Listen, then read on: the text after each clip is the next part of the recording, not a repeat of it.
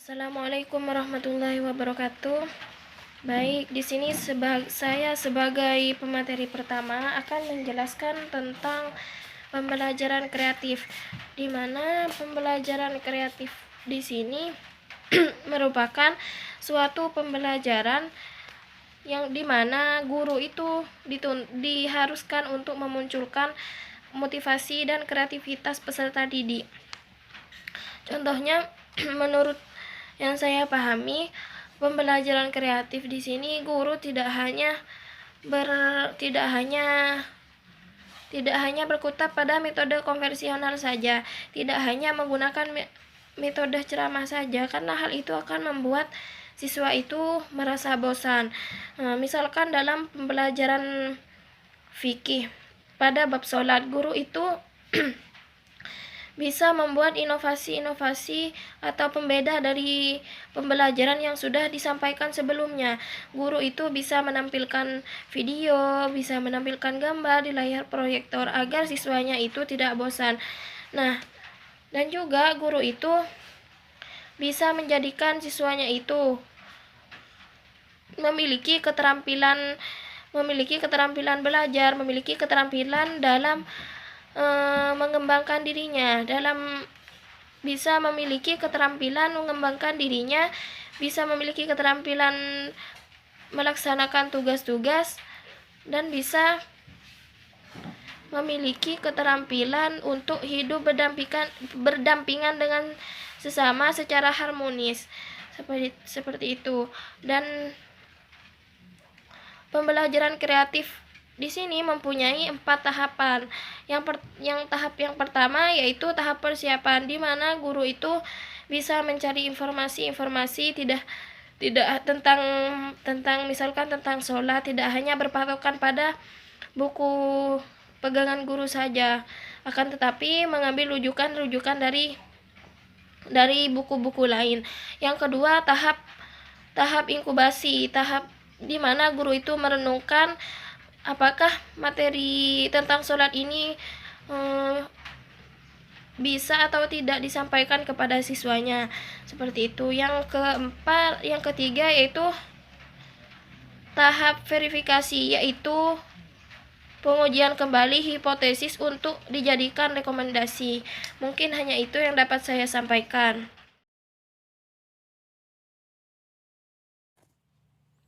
Assalamualaikum warahmatullahi wabarakatuh. Di sini saya selaku pemateri dari kelompok 4 akan menjelaskan lanjutan dari penjelasan pemateri yang pertama. Di sini saya akan menjelaskan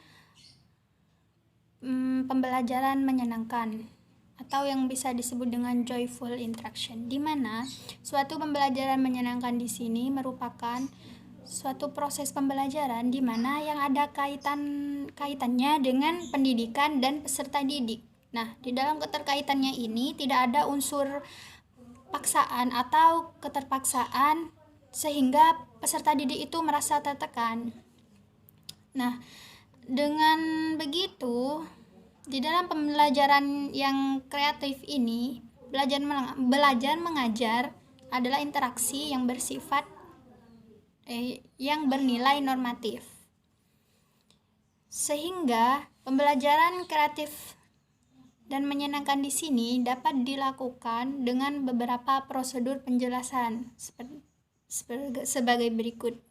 Ada tahap pemanasan dan apresiasi. Pemanasan dan apresiasi dilakukan oleh seorang guru, di mana seorang guru ingin mengevaluasi perkembangan peserta didiknya, perkembangan pengetahuan dari peserta didiknya. Seorang guru sebelum memulai pelajaran akan melakukan beberapa pertanyaan sederhana, entah itu seperti misalnya contohnya itu seperti apa sih pengertian akidah halak. Nah, seorang guru di sana mungkin bisa melakukan beberapa pertanyaan seperti itu kepada peserta didiknya. Nah, setelah melakukan pemanasan, guru tersebut juga melakukan apresiasi. Dengan apresiasi itu misalnya mendapat poin A seperti itu kalau benar. Ada juga tahap eksplorasi yang mengenalkan kaitan pembelajarannya itu dengan pengetahuan yang dimiliki oleh peserta didiknya. serta konsolidasi pembelajaran yang mencakup tentang kompetensi peserta didik. Ada juga yang terakhir, penilaian. Nah, setelah seorang guru mengevaluasi peserta didiknya, guru tersebut memberikan penilaian terhadap perkembangan peserta didiknya tersebut. Entah itu mengumpulkan informasi seperti begitu ya. Jadi, guru tersebut mengumpulkan informasi tentang perkembangan dan pencapaian pembelajaran yang dilakukan oleh anak didiknya. Baik, mungkin hanya ini. Selebihnya saya mohon maaf. Assalamualaikum warahmatullahi wabarakatuh. Jelaskan tentang langkah-langkah pembelajaran kreatif dan menyenangkan. Yang pertama yaitu langkahnya membuka dan menutup pelajaran. Membuka pelajaran adalah kegiatan guru dalam menciptakan kesiapan mental dan menimbulkan perhatian siswa agar terpusat pada hal-hal yang akan dipelajari. Sedangkan menutup adalah sesuatu kegiatan yang merupakan evaluasi dan berakhirnya pembelajaran.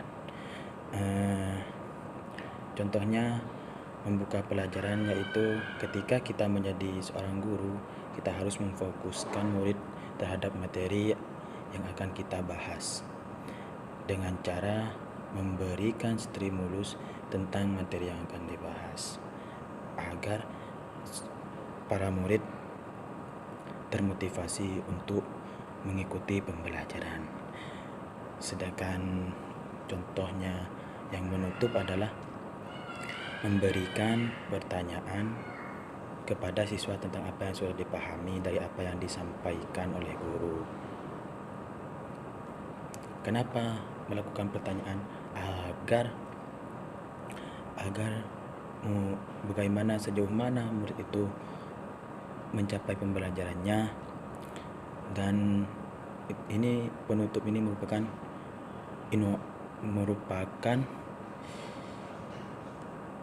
penilaian ataupun evaluasi dari seorang pendidik. Yang kedua dari langkah-langkahnya yaitu mengelola kelas.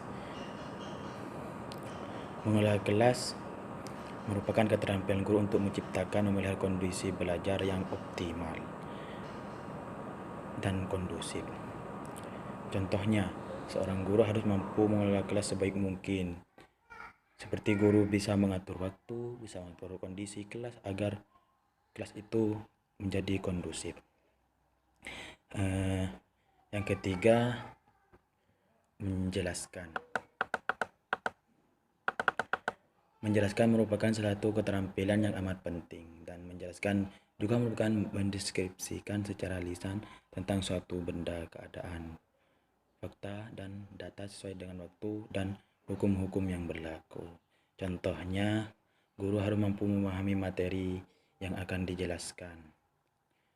Jadi, seorang pendidik itu harus mampu dan menguasai materi dan harus siap untuk menjelaskannya, seperti halnya menggunakan metode ceramah, metode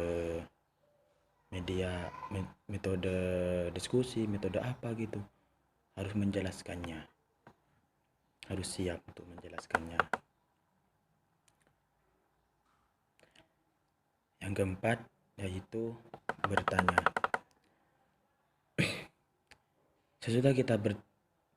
Sesudah kita menjelaskan, selanjutnya yaitu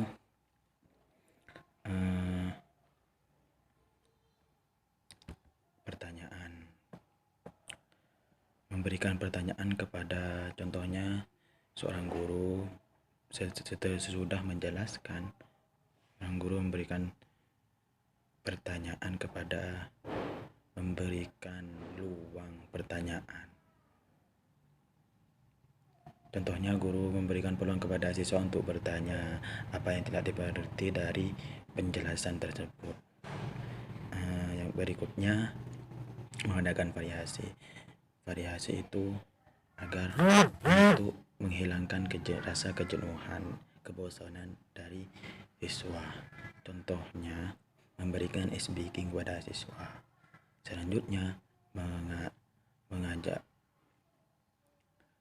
kelompok kecil atau perorangan. Contoh, membimbing kelompok kecil. Guru itu memberi arahan kepada peserta didik bagaimana cara untuk siswa dapat mengefektifkan diskusi kelompok tersebut.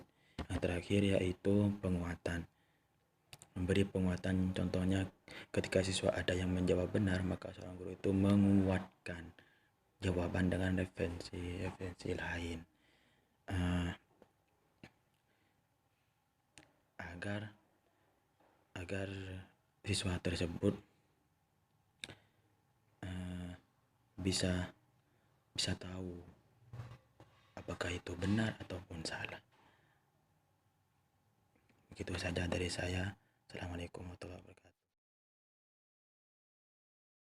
Di sini saya akan menjelaskan poin C, yang mana poin C yaitu membangun suasana yang menyenangkan dan kreatif. Guru favorit atau yang banyak disenangi oleh murid-muridnya adalah seorang guru yang menyenangkan. Seorang guru yang menyenangkan adalah seseorang yang mempunyai kepribadian sebagai berikut. A. Memahami kebutuhan anak didik. Guru yang dicintai oleh murid-muridnya adalah guru yang bisa memahami kebutuhan anak didiknya dengan baik. Dalam proses belajar mengajar, memang sudah ada kurikulum yang menjadi panduan seorang guru dalam memberikan materi. Kurikulum dan materi pelajaran ini memang sudah seharusnya menjadi paduan yang mesti diikuti. Akan tetapi dalam pelaksanaan yang berkaitan dengan komunikasi dan cara seorang guru menyampaikan materi pelajaran, sangat dibutuhkan kemampuannya memahami anak didik secara langsung. B. Memberi penghargaan. Seorang guru yang dicintai oleh murid-muridnya adalah yang bisa memberi penghargaan kepada murid-muridnya. Penghargaan yang dimaksud di sini tidak harus bermakna penghargaan yang berupa materi atau pemberian hadiah berupa barang.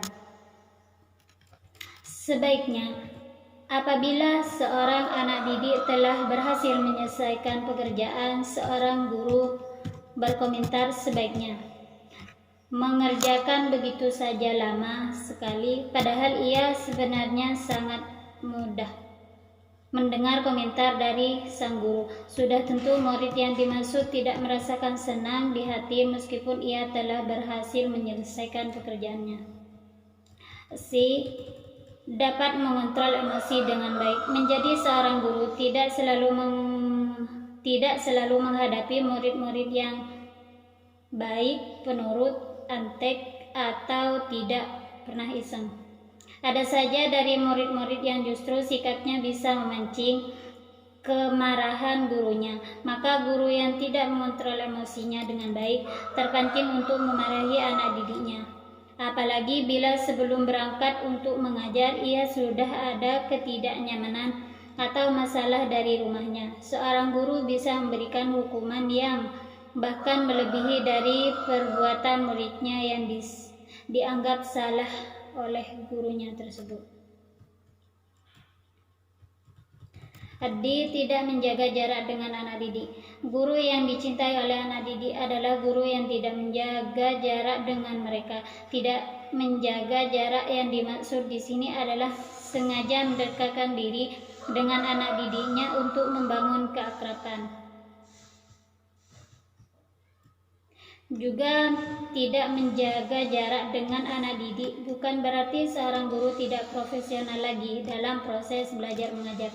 Dalam urusan yang satu ini, guru memang harus tetap terampil sebagai seorang yang mengelola proses belajar mengajar bersama murid-muridnya. Meskipun pengelola dalam proses di kelas atau bahkan di luar kelas, seorang guru yang dicintai anak didiknya biasanya tetap bersahaja, tidak angkuh atau merasa paling pintar. Ia mempunyai kepribadian yang terbuka. memahami suasana kreatif. Lebih jauh, keberanian seorang guru dalam berinovasi serta akan membentuk karakternya menjadi kreatif. Kemampuan dan kepastiannya baik akan terasa dengan sendirinya. Kekreatifan seorang guru akan berdampak tidak hanya pada pola komunikasi pembelajaran, tetapi juga akan membentuk suasana serta atmosfer pembelajaran yang menyenangkan atau disebut enjoy learning. Mungkin hanya itu yang dapat saya sampaikan, kurang lebihnya saya mohon maaf. Wabillahi taufiq wal hidayah. Wassalamualaikum warahmatullahi wabarakatuh. Assalamualaikum warahmatullahi wabarakatuh. Saya Fatiatur Rahma.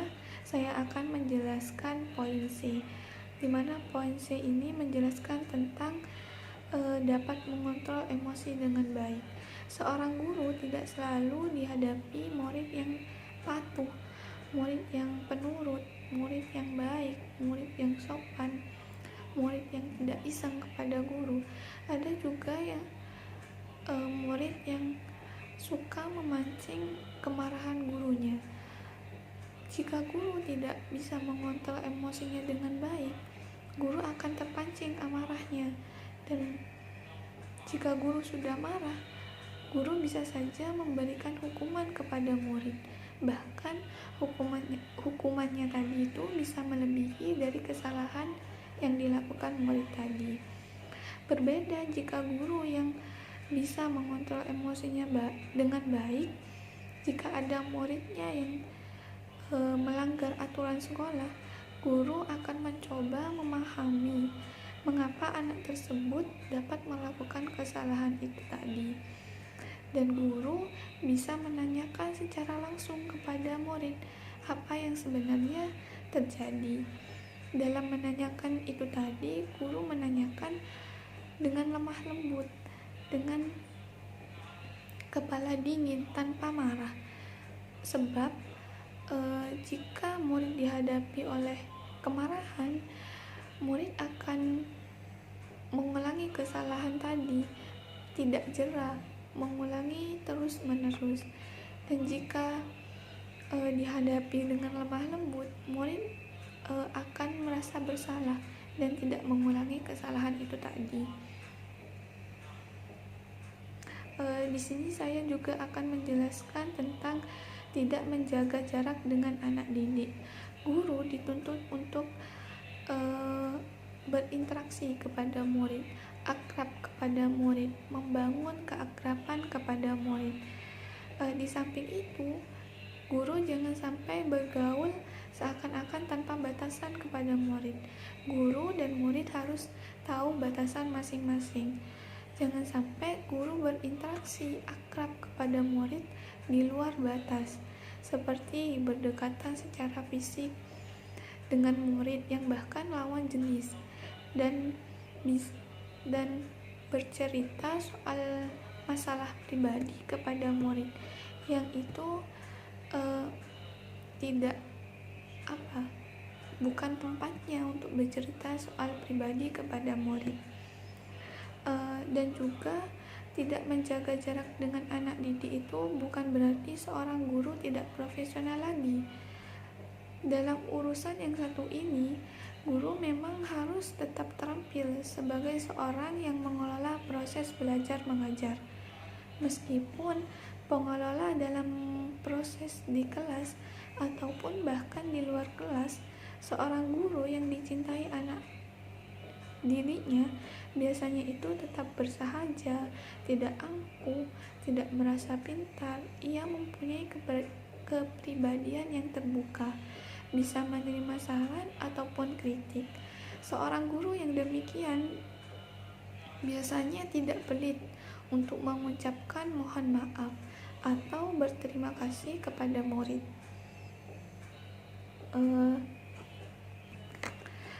Di sini saya akan menjelaskan poin yang terakhir, membangun suasana yang kreatif. Keberanian seorang guru dalam berinovasi serta-merta akan membentuk karakternya menjadi kreatif. Kemampuan dan kepastiannya baik di hard skill ataupun di soft skill akan terasa dengan sendirinya. Kekreatifan seorang guru akan berdampak tidak hanya kepada pola komunikasi pembelajarannya saja, tapi akan membentuk suasana pembelajaran yang menyenangkan. Dalam bahasa Inggrisnya itu enjoy learning, di mana enjoy learning ini mampu mentransfer ilmu sekaligus mampu membentuk karakter siswa yang manusiawi. Beberapa metode yang dapat digunakan oleh seorang guru dalam membangun kelas yang familiar dan manusiawi. Suasana yang tidak lagi sebagai kelas yang seakan-akan dipenjarai atau dijejali teori, konsep, atau tugas dari guru, tetapi ruang kelas yang mampu memanggil potensi jiwa siswa, yang menjernihkan nalar pikir siswa dan memahami, mengaplikasikan kemampuannya untuk dirinya sendiri, bahkan untuk lingkungannya sendiri.